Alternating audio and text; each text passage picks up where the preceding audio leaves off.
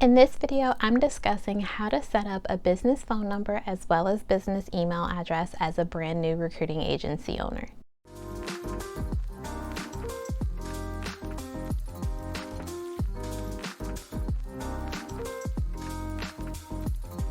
Hey, what's up YouTube? It's Natasha, the business recruiter. Welcome back to my channel. If you are not subscribed, then I encourage you to go down below and hit that subscribe button as well as that bell so you can get notified of all of my new videos that drop each week. As well as if you're not in my Facebook group, I'm also going to go ahead and link that down below. We are talking all things recruiting in there, so I encourage you to join. Even if you're brand new to the recruiting space, it is important that you have a professional presence that is on point. And this includes you having a professional business email address as well as a professional business phone number. So when it comes to your business phone number, you want to make sure that there is a clear separation between your personal line and your business line from the very beginning. Now, there's a few ways that you can actually go about doing this. One is to add an additional line to your current phone plan.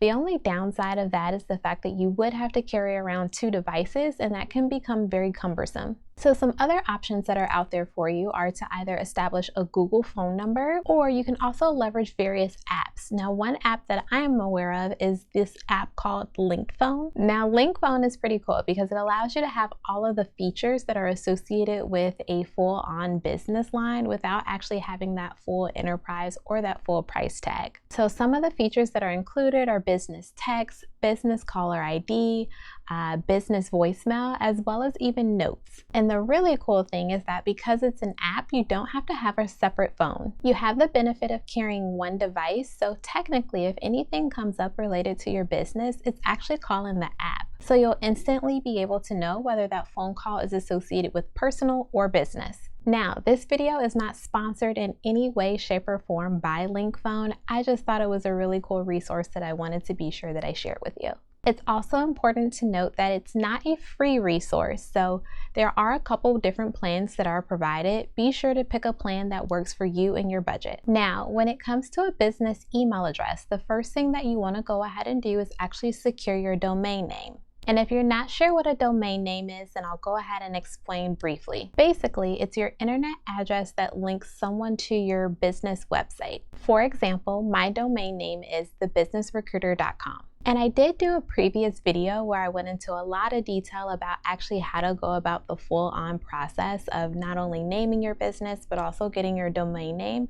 So I'll be sure to link that down below in the description box because you might find that to be helpful. It's also important to note that you can get your domain name from a bunch of different sites. However, one that I use more frequently than others is going to be GoDaddy.com. Now, once you have your business domain name, you can then establish your business email address. And in the beginning, I would recommend that it be your name. That way, any of your potential clients know that they are communicating with you directly. And it's important to note that I only recommend that for if you're starting out. As you get bigger, of course, you're going to need more email addresses, and info is going to be a generic email inbox that will be helpful for general questions to go through. But in the very beginning, it's important that you have direct communication with all of your potential clients. So using your name is going to be the most important. And also keep in mind that it costs money to have multiple email addresses. So you want to make sure that you're also within your budget when you're thinking about how many email addresses you actually want to have. For me, I would say if you're starting out, I recommend only one that's really needed, and that's going to be your main one that you use for everything in terms of communication with all of your clients. Well, that is it for this video. I hope that you found it to be helpful, especially as you go through the steps to get your recruiting agency off the ground. If you like this content, then be sure to give me a thumbs up. Also, if you are not already subscribed, be sure to go down below and hit that subscribe button. Thanks for watching, and I'll catch you on the next video.